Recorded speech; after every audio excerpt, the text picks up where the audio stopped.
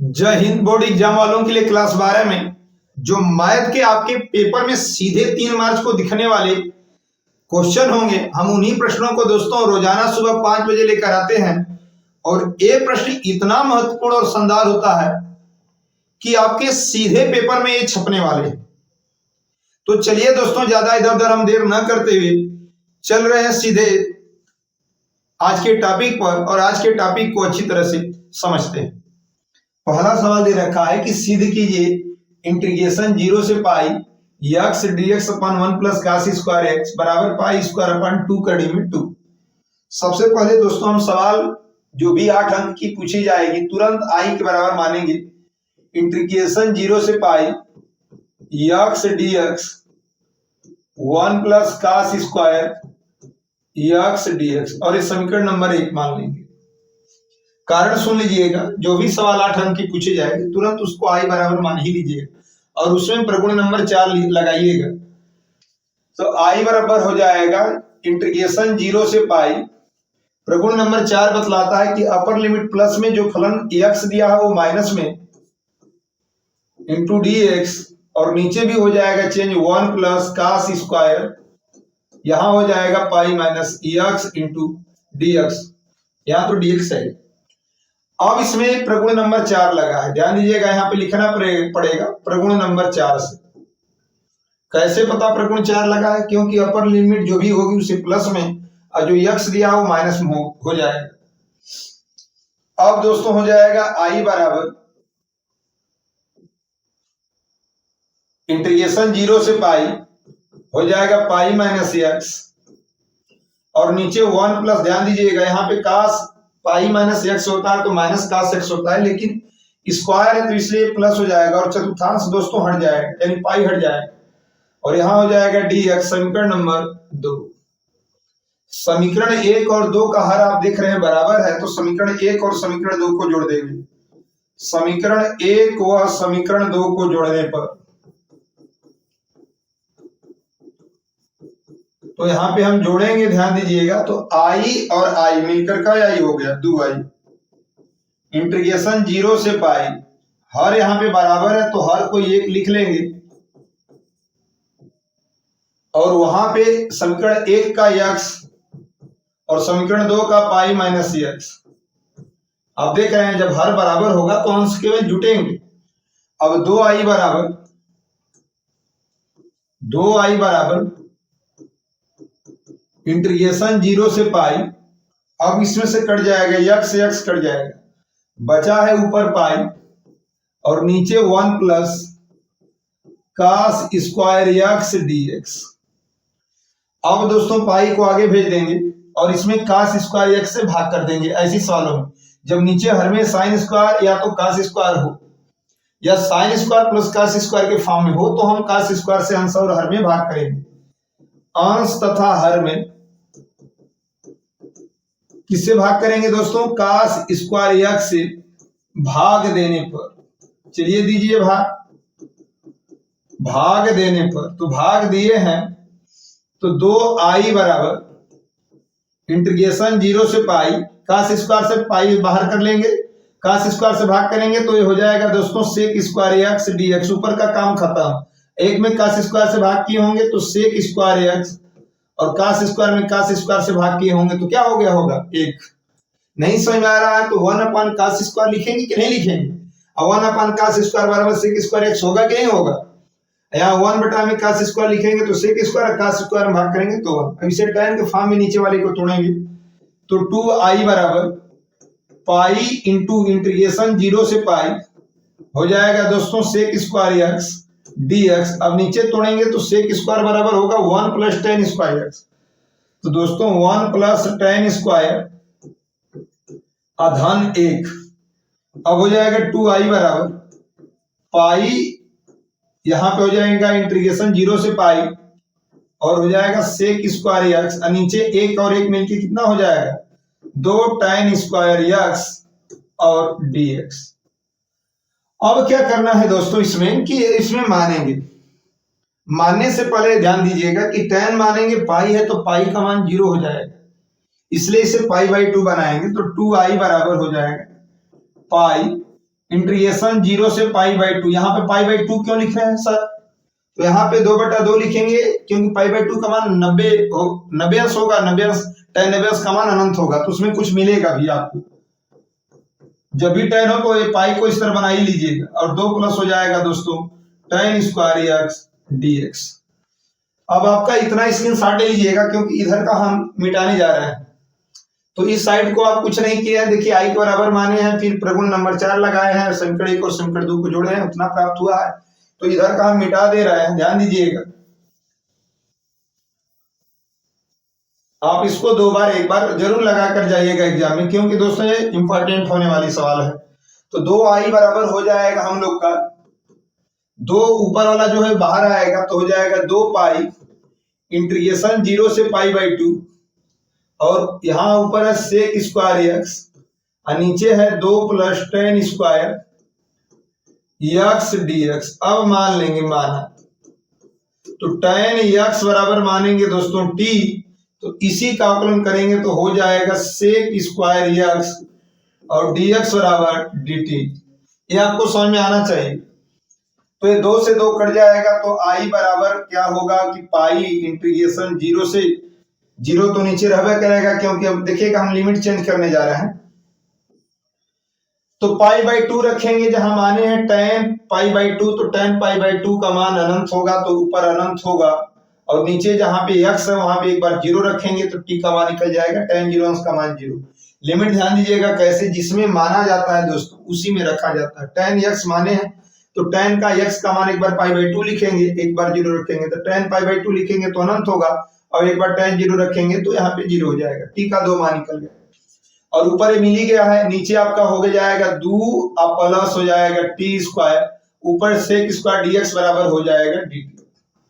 अब ध्यान देने वाली बात होगी कि i बराबर पाई इंटीग्रेशन 0 से इन्फिनाइट 1 अपान ये रूट जो 2 है वो रूट 2 का होल स्क्वायर करेंगे सूत्र बनाने के लिए और यहाँ पे हो जाएगा t स्क्वायर dt। एक फार्मूला होता है integration 1 upon a square plus x square का 1/a, नहीं तो यहाँ पे हम लिख दे रहे हैं यदि आपको नहीं याद है तो integration 1 upon a square plus x square dx बराबर 1/a tan इनवर्स, ऊपर x नीचे नहीं दिख रहा होगा तो x/a है ऊपर, तो यही इसी तरह हम करेंगे तो i बराबर हो जाएगा पाई 1/2, क्योंकि जो हमारा a के बराबर रूट में 2 है, tan इनवर्स ऊपर t अपान कड़ी में 2 और ये हो जाएगा दोस्तों अपर लिमिट अनंत और लोअर लिमिट 0। i बराबर पाई इंटू 1 अपान कड़ी में 2, lower limit upper limit lower limit रखने जा रहे हैं। एक बार यहाँ पे tan इनवर्स जहां t अनंत रखेंगे तो पूरा अनंत हो जाएगा, कड़ी में 2 हट जाएगा और एक बार यहाँ पे 0 हो जाएगा, हो ही जाएगा देखिएगा। तो अब आपका हो जाएगा, यहां पे हम लिख दे रहे हैं आंसर, यहां हम लोग का हो जाएगा, ध्यान दीजिएगा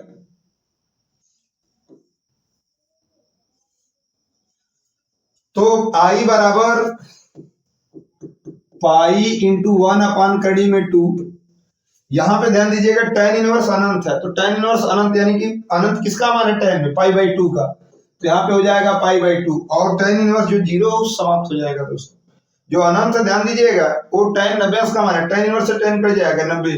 अतः हमारा जो आया है आंसर, ऊपर पाई का गुणा करेंगे पाई स्क्वायर और नीचे करेंगे तो 2 कड़ी में 2, यही हमारा प्रूव्ड करना था और यही हमारा प्रूव्ड हुआ भी। ध्यान दीजिएगा दोस्तों, थोड़ी सवाल लंबी थी, 2 पेज में लगभग लगेगी और आपको उम्मीद है कि ये समझ में आई गई होगी, तो इसका भी स्क्रीनशॉट ले लीजिए और चलते हैं प्रश्न संख्या दूसरे की तरफ। प्रश्न संख्या दूसरा में क्या दिया है, ध्यान दीजिएगा। ये सवाल या तो 8 अंक की आएगी या तो 4 अंक की आएगी। इसमें यह देखना होता है दोस्तों कि जो 2 पद हर में दिया है उन्हीं में से कोई एक पद दिया है कि नहीं। देखिए 2 पद, एक तो साइन के पावर 4x धनकाश के पावर 4x, उसी में से दिया है एक तो पद, तो ये सवाल तुरंत लग जाती है इसी सवाल में और ये हो जाएगा हल। और ये सवाल i के बराबर मान लेंगे, i बराबर इंटीग्रेशन 0 से π/2 और यहाँ पे दिया क्या है साइन की पावर 4x नीचे साइन की पावर 4x प्लस कास की पावर 4x इंटू dx, और ये समीकरण नंबर दोस्तों मान लेंगे 1। अब प्रगुण 4 लगाएंगे। प्रगुण 4 में बार बार बतलाया जा रहा है कि जो अपर लिमिट है वो आपका हो जाएगा साइन π/2 माइनस एक्स स्वयं हो जाएगा दोस्तों, ये तो पावर उसी तरह रहेगा, और नीचे भी वही प्रक्रिया होगी π/2 माइनस एक्स अधन कास π/2 माइनस एक्स 4 इंटू dx। अब क्या लगा है दोस्तों, यहाँ पे लिखना पड़ेगा कि P4 से प्रगुण नंबर 4 से। प्रगुण 4 में बार बार आ रहा है आपका सवाल में, अपर लिमिट जो कुछ भी हो उसे प्लस में, और जो यक्स है स्वयं माइनस में हो जाएगा, लेकिन नीचे जीरो रहना चाहिए। तो आई बराबर ध्यान दीजिएगा इंटीग्रेशन 0 से π/2। π/2 का मतलब होगा साइन का कास में, कास का साइन में। π/2 आया पहला चतुर्थांश में, तुरंत साइन से बदल जाएगा कास में, और चतुर्थांश हट जाएगा दोस्तों, ये भी बदल जाएगा, हो जाएगा कास की पावर 4x, और ये कास है तो इसमें साइन में बदल जाएगा। यही इसमें देखना है, समीकरण से 2 मान लेंगे कि जो समीकरण 1 और समीकरण 2 का है वो हर इधर उधर दिया है। देखिएगा साइन पावर 4x धन कास पावर 4, लेकिन कास पावर 4 धन साइन पावर 4। समीकरण 1 और समीकरण 2 का हर बराबर है इसमें, और इसलिए इसे जोड़ लेंगे तो समीकरण 1 व समीकरण 2 को जोड़ने पर ध्यान दीजिएगा। फिर हम कह रहे हैं दोस्तों एक कास पावर 4x धन sign power 4x, sign power 4x धन कास पावर 4x। समीकरण 1 और समीकरण 2 का हर केवल इधर उधर है लेकिन बराबर है। जोड़ेंगे आई और आई, 2i के बराबर।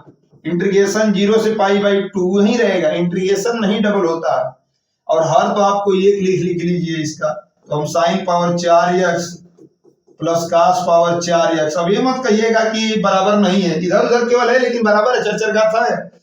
और जब हर बराबर है तो अंश को उसी तरह हम जोड़ लेते हैं, साइन पावर 4x समीकरण 1 का अंश और समीकरण 2 का अंश साइन पावर 4x dx। अब यहां भी सेम हो गया दोस्तों, तो जब सेम हो जाएगा तो पक्का कटेगा, तो ये कट गया, सेम है तो एक बार में कटा है, अर्थात 2i बराबर इंटीग्रेशन 0 से π/2 इंटू 1 बार में कटा है dx। 2i बराबर इंटीग्रेशन 0 से π/2। अब इसका समाकलन कर दीजिए, 1 का समाकलन क्या होगा x, ऊपर π/2 नीचे 0, तो 2i बराबर जहां x वहां π/2 रखेंगे, माइनस एक बार लोअर लिमिट रखेंगे तो 0, तो 2i बराबर π/2 में से 0 घटाएंगे π/2, i बराबर गुणा करेंगे π/4। यही हमको सिद्ध करना था, यही ध्यान दीजिएगा, सिद्ध करना था, प्रूव्ड हो गया। ये आसान सवाल थी, 4 अंक की लगभग या 8 अंक की पूछी जाती है पेपर में, हर साल जाती है। कभी कभी क्या करेगा दोस्तों कि 4 न देकर कड़ी में साइन x दे देगा, नीचे भी कड़ी में sine x plus cos x देगा, कुछ भी देगा, आप इसी तरह प्रगुण 4 पे लगाएंगे।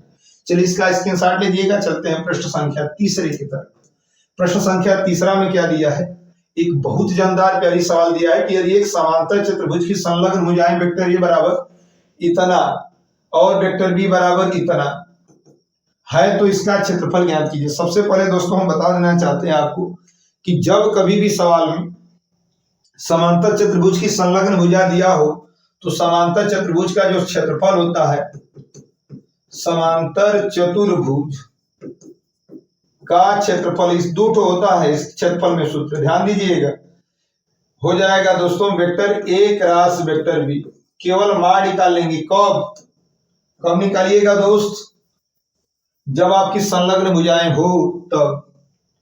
कब, जब विकर्ण दिया रहेगा तो 1/2 लग जाएगा vector A cross vector B का परिमाण। चलिए सबसे पहले हल लिखकर हम सवाल में चलते हैं, vector A cross vector B निकालते हैं। तो vector A cross vector B हम जानते हैं, सारणिक से पढ़े हैं, उसी से निकलेगा, और यहाँ पे आई जे के कैप अपने से लिख लेंगे, सारणिक बनाकर इसमें आई जे के लिख लेंगे। पहले ए है तो ए का सभी अवयव को लिखिए, आई जे को छोड़िए, आई का नीचे 3 लिखना है, जे के नीचे नहीं कुछ दिया तो ये, के नीचे कुछ नहीं दिया तो ये। चलिए बी बाद में है तो बी बाद वाला लिखिए, आई को छोड़िए तो आई का गुणांक 1 है, जे का -1 है और के का 1 है। ये भरना आपको सीख गए होंगे, आ गया होगा तो सवाल लग जाएगा। चलिए तो vector A cross vector B निकालते हैं हम, और इसे हम लेते किसमें है दोस्तों, प्लस में, और इसे माइनस में, इसे प्लस में। सारी हल करते समय एक नियम होता है जो यहाँ पे हम लिखे हैं, ध्यान दीजिएगा। तो आई को लेंगे तो आई के नीचे वाला लेंगे, इसमें कुछ भरेंगे, माइनस जे में से कुछ भरेंगे, के वाला, इस तरह डब्बा बना लीजिएगा, फिर आपको समझ में आ जाएगा। आई आपका पहला कॉलम है तो पहला कॉलम का अवयव नहीं लेना है, यानी 3 1 को नहीं लेना है, तो भरेंगे जे के वाले में अवयव 1 1 माइनस 1 1। जे वाला लिए है तो दूसरा कॉलम में जे है तो दूसरे वाले अवयव को इस बार नहीं लेना है, यानी 3 1 1 1। ध्यान दीजिएगा हम कैसे ले रहे हैं। तीसरा कॉलम लिए है तो तीसरा कॉलम के नीचे वाला अवयव को नहीं लिखना है, यानी कि 3 1 1 माइनस 1। इसमें कहने का साफ स्पष्ट ये बात हम बोल रहे हैं दोस्तों कि आई लिए हैं तो आई के नीचे वाला अंक मत लीजिएगा, यानी जे के वाले के नीचे का अंक उसी तरह भर दीजिएगा। जे लिए हैं तो जे के नीचे वाला अंक मत लीजिएगा, तब आई और के अंक भरिए। Vector A cross vector B होगा, तो यहाँ पे गुणा करेंगे तो क्रॉस 1 है, यहाँ पे -1 का करेंगे तो -1 है, लेकिन यहाँ माइनस शुद्ध स्वयं होता है तो प्लस हो जाएगा दोस्तों। यहाँ पे 3 एकम 3 1 एकम 1, बीच में माइनस बताएंगे किसमें होता है, इसलिए प्लस हुआ है। और यहाँ पे हो जाएगा के, यहाँ पे क्लास मल्टीप्लाई करेंगे -3 1 में क्या करेंगे 1, यहाँ बीच में माइनस, यानी vector A cross vector B बराबर हो जाएगा 2i कैप, -3 में से 1 जाएगा 2j, और ये हो जाएगा -4 के कैप। देखिएगा, यानी vector A cross vector B निकालेंगे। क्रॉस का परिमाण कैसे निकलता है, रूट में। कैसे निकलता है दोस्तों, रूट में। परिमाण जब भी निकालना होगा रूट में। आई के गुणांक को लिखेंगे, यानी आई का गुणांक 2 है तो 2 का वर्ग माइनस जे, और जे का गुणांक -2 है तो -2 का वर्ग, और के का गुणांक -4 है तो -4 का वर्ग। अर्थात आया कितना, 2 का वर्ग 4, वो भले माइनस है तो प्लस हो जाएगा, 2 का वर्ग 4, 4 चौका 16, 16 4 20, 4 24, रूट में 24। अर्थात यहाँ पे हम जब लिखेंगे दोस्तों तो हो जाएगा समांतर चतुर्भुज का क्षेत्रफल, समांतर चतुर्भुज का क्षेत्रफल। यहाँ पे सूत्र तो सूत्र है, सवाल में भी तो लिखना पड़ेगा। अर्थात हो जाएगा vector A cross vector B, तो यहाँ पे इसका मान कितना है, रूट में हो जाएगा 24, और इस सवाल का आंसर हो जाएगा दोस्तों। तो उम्मीद करते हैं कि ये भी सवाल आपको समझ में आई होगी, और इसका भी स्क्रीनशॉट ले लीजिएगा। चलते हैं प्रश्न संख्या 4 की तरफ। प्रश्न संख्या 4 में क्या दिया है, ध्यान दीजिएगा। बोला है कि यदि A vector B vector C एकांक सदिश है तो vector A plus vector B plus vector C बराबर 0 है, तो vector A into vector B plus vector B into vector C plus vector C into vector A का मान ज्ञात कीजिए। सबसे पहले इन तीनों के बारे में एकांक सदिश बोला है, तो हम जानते हैं दोस्तों vector A vector B vector C, इसको हमें पता होना चाहिए, क्योंकि क्या बोला है, एकांक सदिश। और एकांक सदिश बोले जिसके भी बारे में, तो उसका मान परिमाण क्या होता है, ए। समझ में आया है। एकांक सदिश बोला था किसको किसको, ए बी सी को, तो ए बी सी का परिमाण एक एक मान लेंगे। और यहाँ पे हो जाएगा vector A plus vector B plus vector C बराबर 0, और इसी पक्षों में दोनों पक्षों का वर्ग करेंगे, दोनों पक्षों का वर्ग करने पर, तो वर्ग करेंगे, ध्यान दीजिएगा। तो vector A plus vector B plus vector C का वर्ग करेंगे दोस्तों, तो यहाँ पे हो जाएगा vector A plus vector B plus vector C बराबर 0 का वर्ग क्या होगा, 0 होगा। अब क्रॉस मल्टीप्लाई करेंगे तो हो जाएगा वेक्टर ए, ध्यान दीजिएगा, यहाँ तो हो जाएगा वेक्टर ए इंटू वेक्टर ए, तो ए का हम परिमाण डायरेक्ट लिख दे रहे हैं। यहाँ पे करेंगे तो हो जाएगा वेक्टर ए इंटू वेक्टर बी, और यहाँ पे करेंगे तो प्लस वेक्टर ए इंटू वेक्टर सी। अब बी का करेंगे सेकेंड वाले का, तो बी का करेंगे तो हो जाएगा vector B into vector A, और बी का बी में करेंगे तो वेक्टर बी का परिमाण डायरेक्ट लिख रहे हैं, और बी का सी में करेंगे तो vector B into vector C. दूसरे वाले का भी हो गया, तीसरे वाले के करने जा रहे हैं दोस्तों, तो हो जाएगा vector C into vector A plus vector C into vector B plus vector C में सी का करेंगे तो हो जाएगा वेक्टर सी का स्क्वायर बराबर 0। देखिएगा कुछ भी नहीं किया है दोस्तों, इसको हम 2 बार लिखेंगे क्योंकि इसका हम वर्ग कर रहे हैं। ए में ए का गुणा करेंगे तो ए स्क्वायर में 8, ए का बी में करेंगे दूसरे में तो इतना हुआ, ए का तीसरे में किया तो एक अक्षर का 3 बार होगा तो 3 बार, दूसरे का भी उसी तरह 3 बार होगा, तीसरे का भी उसी तरह 3 बार होगा, उस तरह लिख दिए हैं किए, कुछ भी थोड़ा नहीं। अब इसमें हम मान रखेंगे तो वेक्टर ए का परिमाण दिया है 1, तो 1, और याद रखिएगा दोस्तों vector a dot vector B बराबर vector b dot vector a, ये आपस में क्या होता है, समान होता है, ये बराबर है, क्योंकि आप अदिश गुणन निकाल लें। अदिश गुणन में चाहे बी में ए का मल्टीप्लाई करिए, चाहे ए में बी का करिए, सब बराबर होता है। तो एक यहाँ पे देखिएगा वेक्टर ए इंटू वेक्टर बी, और ये दोनों आपका मिल रहा है, तो इस तरह हो जाएगा 2 vector A into vector b. A c अच्छा सी, तो ये हो जाएगा 2 vector C into vector a. यहाँ वेक्टर बी का मान एक का वर्ग हम लिखेंगे, देखोगा यहाँ पे देख रहे हैं बी सी और बी सी बी, तो यहाँ पे हो जाएगा 2 vector B into vector C, और सी का मान दिया है देखिएगा ये, तो एक का वर्ग करेंगे। अब इसमें किए कुछ भी नहीं है दोस्तों, यदि नहीं समझ में आया होगा तो ए बी बी ये दोनों सेम चीज है, इसलिए 2 हो गया। बी सी सी बी ये दोनों सेम है, 2 हो गया। सी ए सी, बस एक एक एक, इसमें 3 हो गए। और इसमें आपका कॉमन क्या है दोस्तों, 2। यहाँ पे वेक्टर ए इंटू वेक्टर बी, इसमें विषय बच रहा है, दूसरे वाला लिख लेंगे vector B into vector C, और इसे तीसरे नंबर पे लिख लेंगे vector C into vector A बराबर 0। अब आपको समझना है कि 3 को भेज देंगे उस साइड, तो यहाँ पे हो जाएगा 2 vector A into vector B plus vector B into vector C plus vector C into vector A बराबर -3। अब इस बार 2 को भेज देंगे दोस्तों, तो हमारा होगा vector A into vector B plus vector B into vector C plus vector C into vector A बराबर -3/2। और इस सवाल का क्या हो गया, यही तो आंसर हो गया, यही इस सवाल का क्या है, आंसर है। देखिए कुछ भी नहीं किए हैं, ए बी सी के बारे में एकांक सदिश बोलेगा, जिसके भी बारे में एकांक सदिश बोले तुरंत उसका परिमाण एक एक लिखिए, हम तीनों के बराबर। और यहाँ पे समीकरण दिया गया था, तुरंत इसी का हम वर्ग किए हैं, फिर मल्टीप्लाई किए हैं। वेक्टर ए का परिमाण 1 है तो इसका रखे हैं 3 तो 1 होगा तो 3, इसमें से 2 कॉमन करेंगे फार्मूले में से, बस भेज देंगे इसी का